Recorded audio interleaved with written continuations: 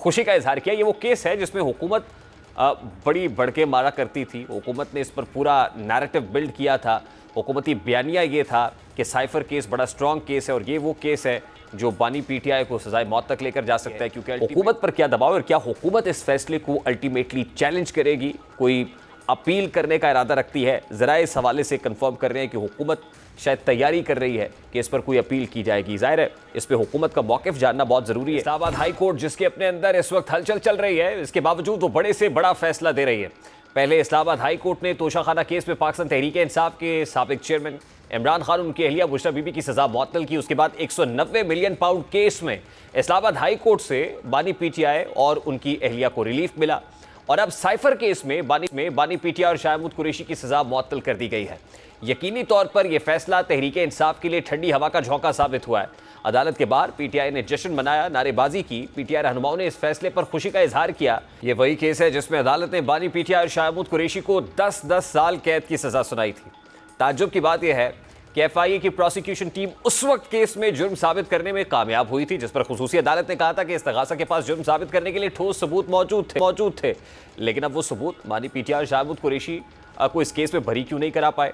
Cipher case में बानी PTI और शाह महमूद कुरैशी की रिहाई के हुक्म का फैसला आने पर पंजाब असम्बली में नारे लगाए गए। पंजाब असम्बली में अपोजिशन रुकन राना शहबाज ने हाथ हवा में लहराकर खुशी का इजहार किया और पीटीआई अरकान ने फैसला सुनकर डेस्क बजाए खुशी का इजहार किया। ये वो केस है जिसमें हुकूमत बड़ी बढ़ के मारा करती थी। हुकूमत ने इस पर पूरा नैरेटिव बिल्ड किया था।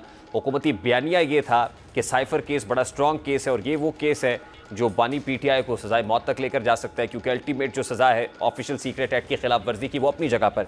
लेकिन सिर्फ बयानिया ही काफ़ी नहीं है।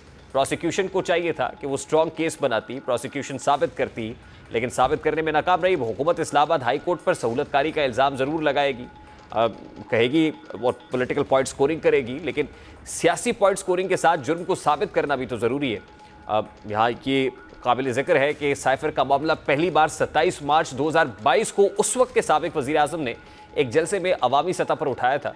जलसे के दौरान बानी पीटीआई ने अपनी जेब से ख़त निकालकर दावा किया था कि उनके खिलाफ अपोजिशन की तहरीक अदम एतमाद बैरूनी साजिश का नतीजा थी, बैरूनी मुदाखलत हो रही थी, गैर मुल्की साजिश थी और उन्हें इक़्तिदार से हटाने के लिए बैरून मुल्क से फ़ंड्स भेजे गए थे।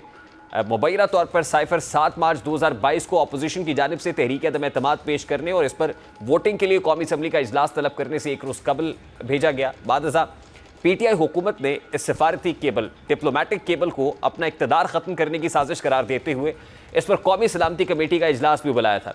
इजलास में मरासले को पाकिस्तान के मामलात में खुली मुदाखलत करार देते हुए इसका सिफारती तौर पर जवाब देने के अज़्म का इजहार किया था। 9 अप्रैल 2022 की रात कौमी असम्बली में उस वक्त के वज़ीर आज़म के खिलाफ अपोजिशन की तहरीक अदम एतमाद 174 वोटों के साथ कामयाब हो गई थी, जिसके बाद बानी पीटीआई मुल्क के वो पहले वज़ीर आज़म बन गए जिनके खिलाफ तहरीक अदम एतमाद कामयाब हुई।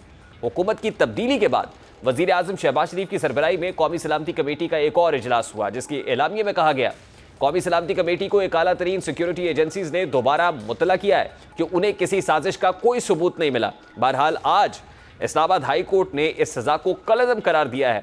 इस्लामाबाद हाई कोर्ट की चीफ जस्टिस आबिर फारूक ने मुख्तसर फैसला सुनाया। बेंच में चीफ जस्टिस आबिर फारूक और जस्टिस मियां गुल हसन औरंगजेब शामिल हुए। इससे कबल साइफर केस की समाअत के आगाज़ में बानी पीटीआई के वकील सलमान सफदर अदालत के सामने पेश हुए, जबकि एफआईए के प्रोसिक्यूटर जुल्फ़िकार नकवी अदालत में गैर हाजिर थे। मावन वकील ने बताया कि कुछ वक्त दे दे, 20 मिनट तक आ जाएंगे, जिस पर अदालत ने कहा कि हमने रेगुलर डिवीजन बेंच कैंसिल किया ताकि ये केस सुन सकें। तो वकील प्रोसिक्यूशन का कहना था कि जुल्फ़िकार अब्बास नकवी साहब 20 मिनट में आ रहे हैं। अदालत ने कहा कि हम सिर्फ आपके लिए बैठे रहे और कोई काम नहीं, हमने रेगुलर डिवीजन बेंच कैंसिल किया है। क्या हामिद अली शाह साहब ने वकालतनामा वापस ले लिया है? तो असिस्टेंट अटॉर्नी जनरल ने बताया कि हामिद अली शाह से बात हुई है, वो वालदा के पास अस्पताल में है। Chief justice Islamabad high court ने कहा कि हमने 11 बजे के वक्त का पहले ही बता दिया था। तो प्रोसिक्यूशन का कहना था कि सलमान सफदर बेशक दलाइल का आगाज़ कर दें। बैरिस्टर सलमान सफदर ने दलाइल का आगाज़ करते हुए कहा कि आज़म खान ने साइफर बानी पीटीआई को दिया, इस मुतालिक कोई दस्तावेज़ नहीं है। जिस पर चीफ जस्टिस का कहना था कि इस मुतालिक तो आपके क्लाइंट का अपना एतराफ़ भी मौजूद है। वकील सलमान सफदर ने कहा कि ये तो प्रोसिक्यूशन की जिम्मेदारी है कि वो बातचीत करें, कानून वाज़े और इस हवाले से सुप्रीम कोर्ट के फैसले मौजूद हैं। प्रोसिक्यूशन ने केस साबित करने की जिम्मेदारी पूरी करनी है। बानी पीटीआई और शाह महमूद कुरैशी के लिए सरकारी तौर पर मुकर्रर करदा वकला सफाई से अदालत ने मुकालमे में कहा कि आपने इससे पहले सजाए मौत का कोई ट्रायल किया है, इन मुकदमात की तफसील दें। तो वकील बानी पीटीआई ने कहा कि ये कैसा चार्ज है कि साइफर पास रख लिया, गुम किया या किसी को दे दिया, साइफर गुम गया तो फिर साइफर पास रखने का चार्ज कैसे लग सकता है। वकील ने मजीद कहा कि प्रोसिक्यूशन ने इजाफी दस्तावेज की दरखास्त दी, जिसका मतलब है केस साबित नहीं कर सके। जब मुतला कर दिया गया था तो बुक रूल्स के मुताबिक उन्होंने इंक्वायरी नहीं बिठाई। लाहौर हाई कोर्ट का फैसला है, मामूली लापरवाही से क्रिमिनल एक्ट साबित नहीं होता। दलाइल सलमान सफदर की अदालत में जारी रहे। प्रोसिक्यूशन से सवालात हुए मगर प्रोसिक्यूशन अदालत को मुतमईन करने में नाकाम रही। अब जजेस रिमार्क्स देने के बाद उठकर अपने चैम्बर में चले गए। 10 से 15 मिनट बाद आए तो मुख्तसर फैसला सुनाया गया। अब इस फैसले के आने के बाद यकीनन हुकूमत दबाव में होगी।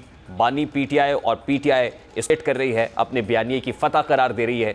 हुकूमत पर क्या दबाव और क्या हुकूमत इस फैसले को अल्टीमेटली चैलेंज करेगी, कोई अपील करने का इरादा रखती है? ज़रा इस हवाले से कंफर्म कर रहे हैं कि हुकूमत शायद तैयारी कर रही है कि इस पर कोई अपील की जाएगी। ज़ाहिर है इस पर हुकूमत का मौक़िफ़ जानना बहुत ज़रूरी है।